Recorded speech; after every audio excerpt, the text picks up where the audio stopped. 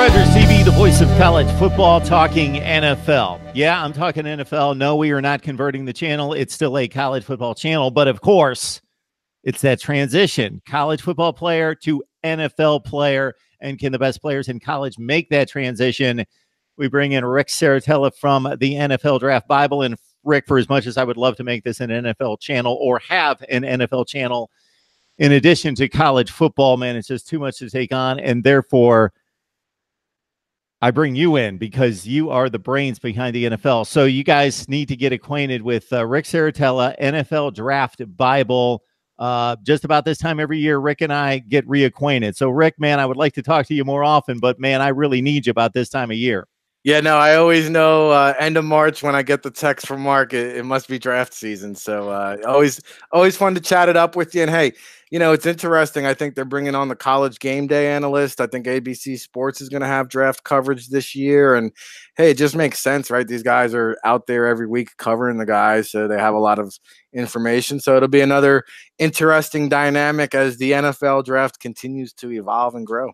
Man, I love talking to guys like you for this in particular, but also just to talk NFL because I love the NFL. People associate me with college football, but man, Sunday afternoon, I can't get enough of the NFL, and Thursday night, NFL. It's just, I don't have time to dive into the rosters and the personnel. I just watch the games now where I used to know everybody's roster top to bottom. So again, we rely on Rick.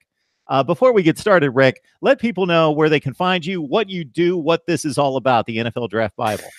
Yeah, so you can follow us at NFL Draft Bible. This is my 18th year covering the NFL Draft. I started back in 2002 as a publication, and that ran until 2010 before we evolved everything online. Now, we just brought back the publication for the first time, partnered up with the guys over at NFLDraftScout.com. And we wrapped that bad boy up this week, so you can go download it now over at NFLDraftScout.com. We got over 400 scouting reports, over 100 player interviews, over 1,000 players ranked. And you'll appreciate this, Mark. We got the top 250 seniors and the top 100 underclassmen for 2020 already. So, you know, we're operating like a real NFL scouting department. We have scouts scattered across the country. And, you know, as you know, we've run into each other on media days. Then we're at the games throughout the season. And, you know, the All-Star circuit. I was fortunate enough to go to the NFLPA Collegiate Bowl, East-West Shrine Game, and Senior Bowl this year. Of course, the Combine. And then the Pro Day circuit. So I've literally interacted with hundreds, if not thousands, of players, coaches, personnel, agents, trainers throughout the season, visiting training facilities throughout the season. And I think that, you know, the one unique perspective is kind of giving the personality background, not just scouting analysis, but getting to know the player. And I think that's where a lot of these draft picks that we see fail is usually, you know, you can't gauge what's here and you can't gauge what's there. And that's what we try to find out and get into the heads of these players. You know, it's kind of similar to when people that don't follow football at all, college or NFL, ask me when the national championship game's over, what are you going to talk about now? And I'm like, there is so much to talk about. And I think at the NFL level, it's even more. It's just 12 months. It doesn't stop. There is not a day off. No doubt about it. To it. And now you got the transfer portal as a whole nother nature of the beast. Man, you think about trying to keep up with that. And on top of that, what you just said in terms of trying to determine what's in here, the one number that stuck with me, the graphic that stuck out with me when I was watching the NFL Combine was when they showed, you know, the defensive backs and the wide receivers were running all the incredible times, and they showed the most productive NFL receivers over the last 5 or 6 years, the A.J. Greens, the Antonio Browns, those guys, Julio Jones, and they showed their 40 times. They were not very impressive. You know, they were all in that 4.55 range, and we're thinking, oh, we got to see some guy run a 4.3, and it just doesn't always add up like that.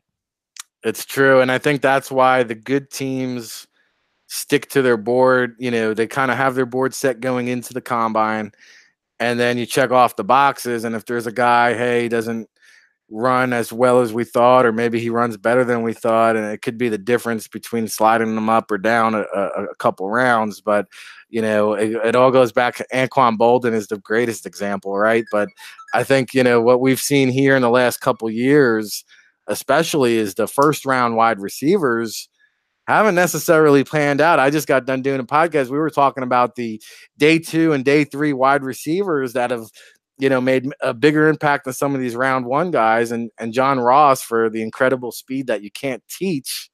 You can't make the club in the tub, and if you can't stay healthy, Hollywood Brown from Oklahoma will be an interesting case study, because I feel Deshaun Jackson clone. Can't teach that kind of speed, but is he going to be able to stay healthy now? So how much risk reward? DK Metcalf, man, that 40-yard dash time really looks good at 220 pounds, 4.340, but neck injury, how much risk reward is there? And, I take a look at a guy like Deebo Samuel, who, his route running is probably hands down, between him and Riley Ridley, I would say, are the 2 best route runners in this draft class. If you tell me that Deebo Samuel turns out to be the best wide receiver in this year's draft class, I wouldn't be surprised. And, he'll probably go day 2, just because he doesn't have the height, he doesn't have the speed, he doesn't have the explosive highlight reel like a Hakeem Butler or AJ Brown, N'Keal Harry. They have highlights for days.